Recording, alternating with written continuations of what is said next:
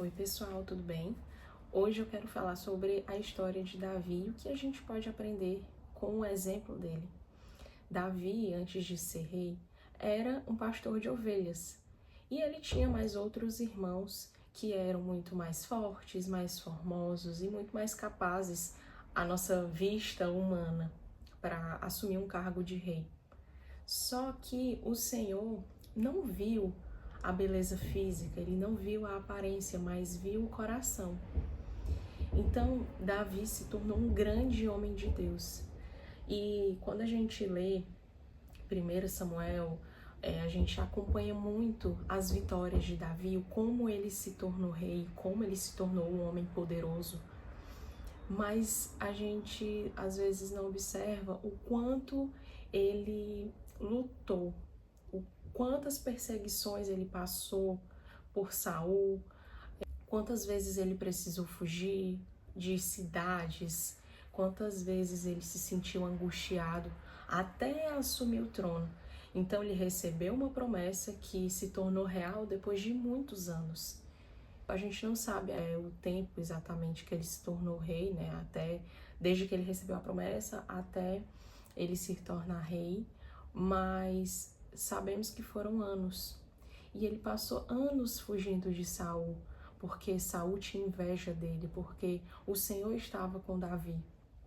E uma coisa que a gente precisa reparar quando a gente lê a palavra, que o Senhor sempre esteve com Davi, porque Davi sempre consultava o Senhor. Então, para qualquer lugar que ele ia, ele consultava o Senhor e perguntava: Senhor, o que eu devo fazer? Eu devo invadir ou não aquela terra? Então, ele se rendia ao Senhor em todas as situações. Então, por isso que o Senhor estava com ele. E não só com ele, mas o Senhor prometeu que estaria com a sua família, que o seu filho o sucederia como rei. Então, o que a gente pode aprender na prática? O Senhor sempre esteve com Davi, porque ele era uma pessoa segundo o coração de Deus. Então, ele sempre perguntava ao Senhor o que ele deveria fazer. Davi, ele foi testado antes de ser rei. Então, antes de assumir aquela posição, o Senhor trabalhou o coração de Davi, trabalhou a sua fidelidade ao Senhor, trabalhou a constância. Então, o fato de Davi sempre ser prostrado ao Senhor fez com que o Senhor estivesse com ele sempre. Porque Saul, por exemplo, ele se tornou rei de Israel porque o Senhor permitiu. Só que durante o percurso ele decidiu desobedecer ao Senhor, agir por conta própria, e Davi ele fez diferente disso. Então, o que a gente pode aprender com Davi? Que a gente precisa ser rendido ao Senhor, a gente precisa envolver o Senhor nas nossas decisões.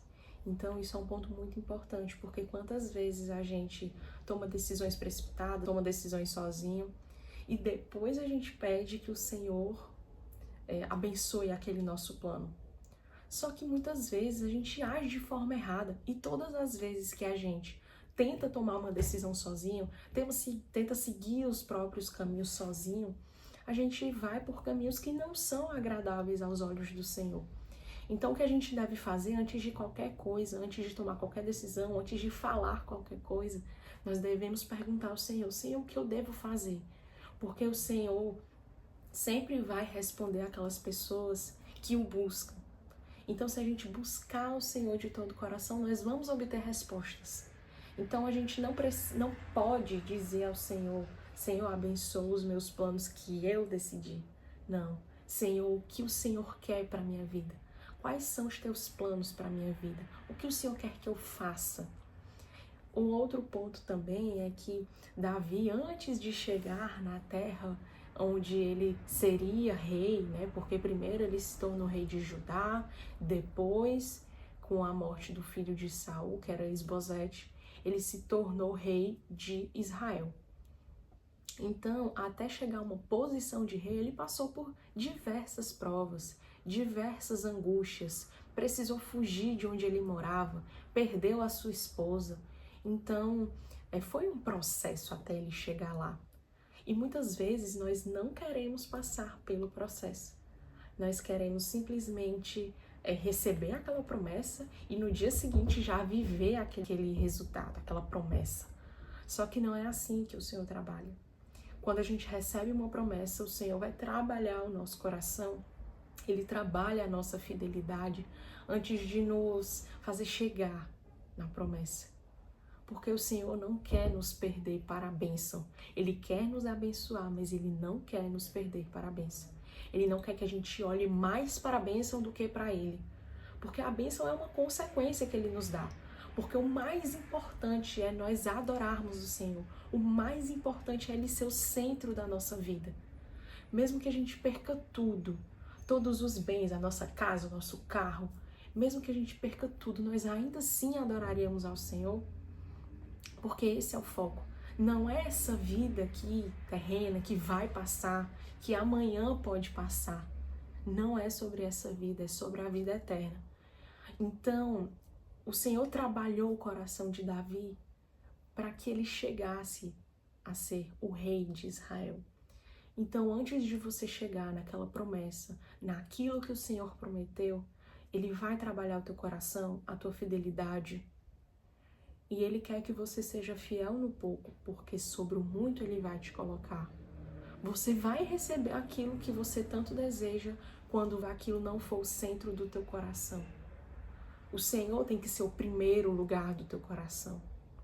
O Senhor deve vir em primeiro lugar antes de qualquer coisa, antes de família, de filhos, de trabalho. Ele é o primeiro lugar, Ele é o centro de tudo. Então, a nossa oração tem que ser: Senhor, alinha o nosso coração às Tuas vontades. Faz com que eu ame mais o Senhor do que qualquer coisa. Não é errado a gente amar o nosso esposo, os nossos filhos, o nosso trabalho, não é errado. Mas se torna errado quando aquilo toma o lugar que só pertence ao Senhor. Então, que o Senhor possa alinhar realmente as tuas expectativas. Então, busque o Senhor para que Ele alinhe o coração dele ao teu.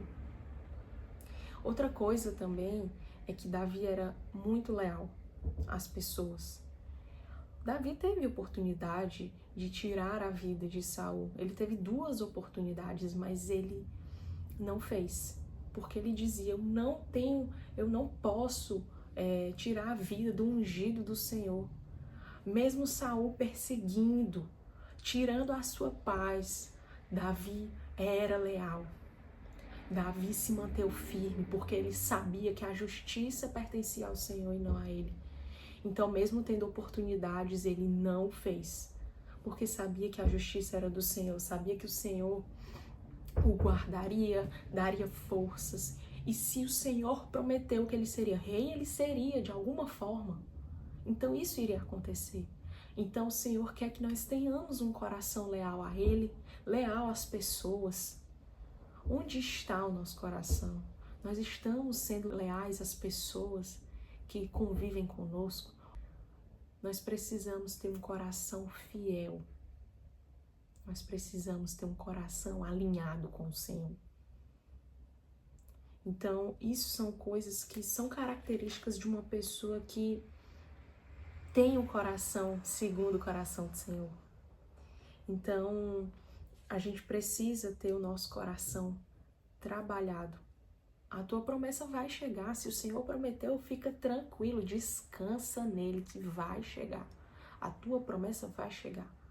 Mas antes que isso aconteça, nós precisamos trabalhar do Senhor no nosso coração. E Ele vai trabalhar. Ele já está trabalhando. Ele não está em silêncio. Mas ao invés da gente perguntar: Senhor, por que eu estou passando por isso? Senhor, por que essa situação aconteceu? Senhor, por que esse diagnóstico veio? A gente precisa perguntar: Senhor, o que o Senhor quer me ensinar nessa situação? O que eu preciso aprender nessa situação? Porque quando a gente aprende o que o Senhor quer nos ensinar naquela situação, a gente passa mais rápido pelo processo. Então, ao invés de murmurar, de reclamar, a gente precisa perguntar ao Senhor: ok, me ajuda, Pai, a passar por isso. E o que o Senhor quer me ensinar através dessa situação? Então, que a gente permita ao Senhor trabalhar o nosso coração. Que a gente tenha paciência durante o processo, porque a gente vai chegar naquela terra prometida. A gente vai chegar na promessa que o Senhor nos prometeu. Então, que a gente pergunte ao Senhor: Pai, o que é que eu preciso aprender? Pai, alinha o meu coração ao Teu. Que nós possamos colocar o Senhor em primeiro lugar. Que nós possamos ser fiéis e leais a Ele, às coisas que Ele nos confiou, às pessoas que convivem conosco. Então, que a gente possa ser leal e que a gente possa confiar nele. Que a gente possa permitir que o Senhor trabalhe o nosso coração onde precisa ser trabalhado, porque a gente não vai conseguir vencer isso sozinho. E é isso. Comenta aqui embaixo o que você achou, se essa palavra falou contigo, se algo te chamou a atenção. Comenta o que você quiser, que eu vou estar lendo e acompanhando esses comentários. Que Deus te abençoe poderosamente e saiba que o Senhor cuida da tua vida. Ele quer o melhor para ti, mas que a gente precisa dar atenção ao que Ele está nos falando. Que Deus te abençoe.